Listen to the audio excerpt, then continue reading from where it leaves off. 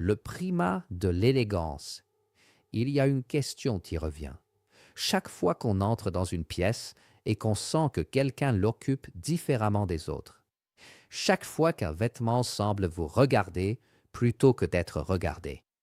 Chaque fois qu'une personne traverse un espace et le laisse changer. Qui est élégant? Je veux dire, quel peuple porte cette chose dans le sang? Pas comme mode, comme destin. Parce que la vraie élégance est toujours un destin. Quelque chose qu'on ne choisit pas entièrement. On l'hérite, on la respire, on la porte comme on porte une langue maternelle, sans y penser, et pourtant toujours. Regardons, les Français. Commençons par là, parce qu'il serait malhonnête de faire semblant que Paris n'existe pas. Un homme français d'un certain âge, blazer bleu marine, chemise blanche déboutonnée au premier bouton, chaussures portées depuis 10 ans. Paris, un café quelconque. Il lit, tourne la page, reprend son café. Tout cela avec une naturelle qui semble jouer, et sait jouer, mais tellement bien que ça revient au même. C'est là la grandeur française. Ils savent que l'élégance est une performance, et plutôt que d'en avoir honte, ils la portent avec un sérieux absolu. La femme française ne s'habille pas pour plaire, elle s'habille pour affirmer. Il y a quelque chose de belliqueux dans l'élégance parisienne. Une déclaration. J'existe. Regardez-moi. Mais regardez-moi avec respect.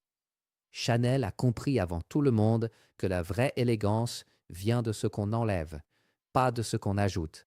Le noir, la simplicité, la ligne, le geste minimal qui dit tout. Un héritage que Paris porte encore, malgré tout, malgré les touristes, malgré les fast fashion stores le long de la rue de Rivoli. Les Anglais, c'est autre chose. Une autre espèce, presque. L'élégance anglaise est celle de quelqu'un qui ne cherche pas à être élégant. C'est ça le secret. Le prince de Galles, le tweed de Harris, les chaussures en cuir qui craquent à peine. L'homme anglais d'une certaine tradition s'habille comme s'il s'apprêtait à sortir à la campagne, même quand il déjeune dans un club de Mayfair avec le roi. Il y a quelque chose de profondément aristocratique dans tout cela. Le vrai aristocrate n'a pas besoin de se prouver. Il l'est, c'est tout. S'habiller devient donc presque une forme de retrait. Je m'habille ainsi depuis 100 ans. Mon père s'habillait ainsi. Mon grand-père pareil. La tradition comme armure invisible. Et puis, il y a Savile Row, cette rue étroite au cœur de Londres, où un tailleur prend encore vos mesures avec un soin presque religieux, et vous construit quelque chose qui durera plus longtemps que n'importe quelle relation. Le vêtement comme document d'identité. L'Angleterre a compris quelque chose que peu de gens comprennent. La qualité absolue des matières, portée avec une indifférence absolue, produit un effet d'élégance impossible à imiter. C'est comme une voix grave. Soit on l'a, soit on ne l'a pas. Puis il y a le monde habsbourgeois. Et là, les choses se compliquent dans le bon sens du terme. Vienne, les uniformes des officiers impériaux, le blanc et l'or, les décorations comme une architecture portée sur le corps. Il existe une élégance allemande, ou plutôt mitteleuropéenne, qui est rigueur faite forme. Ordre esthétique, la beauté comme discipline. Pensez à un officier au service de François-Joseph. Tout à sa place. Le galon, le sabre, les gants. Rien de superflu. Chaque élément avec une fonction, mais chaque fonction portée avec une grâce qui transforme la fonction elle-même en rite. Et il existe aussi une élégance civile allemande qu'on oublie souvent. Le Bauhaus a appris au monde entier que la forme et la fonction peuvent être la même chose, que la simplicité peut être le comble de la sophistication. Un meuble de mise en dévoué et un costume Hugo Boss de ses meilleures années partagent la même architecture mentale. L'austérité comme luxe, la rigueur comme ornement. Je rassemble ces réflexions pour un livre sur ces thèmes précisément, Élégance, style, identité des peuples, la façon dont les civilisations s'incarnent dans la manière de s'habiller, de se mouvoir, d'occuper un espace. C'est un travail qui me mène à travers l'Europe, les yeux grands ouverts, et ce que je suis sur le point de vous dire est peut-être la chose la plus importante que j'ai comprise jusqu'ici. Chaque peuple que j'ai cité a quelque chose de vrai, quelque chose d'authentique. Les Français, la conscience de l'élégance.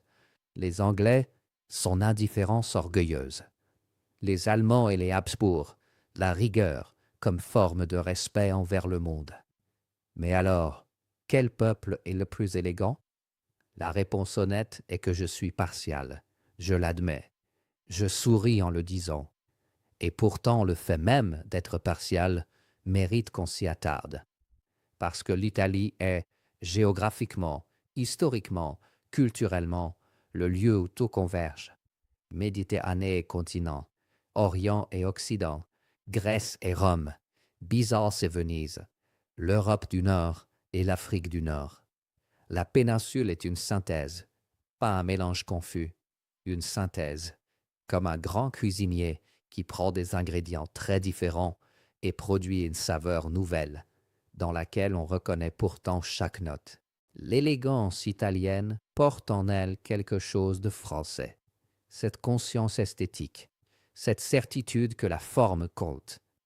Elle porte quelque chose d'anglais, cette qualité des matières, cette solidité artisanale encore vivante à Naples, à Florence, dans des ateliers dont on a oublié les enseignes, mais pas la main.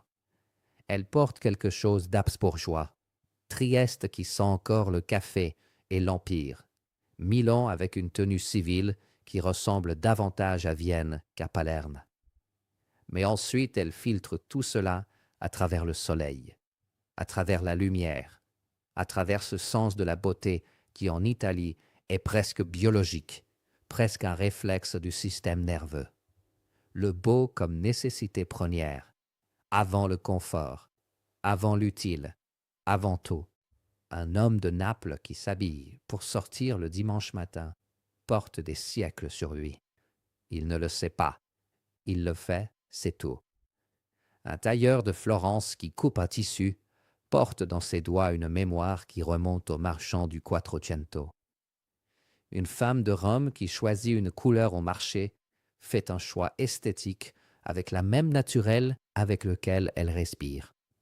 C'est le filtre italien, le meilleur de l'Europe et de la Méditerranée, passé à travers une civilisation qui a mis la beauté au centre avant toute autre chose, avant la puissance, avant la philosophie, avant la morale, parfois.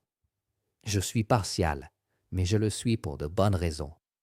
La plus belle élégance est celle qui s'oublie elle-même, qui devient geste, souffle, habitude. En Italie, cela arrive encore, dans les marchés, dans les rues, dans les ateliers. Malgré tout,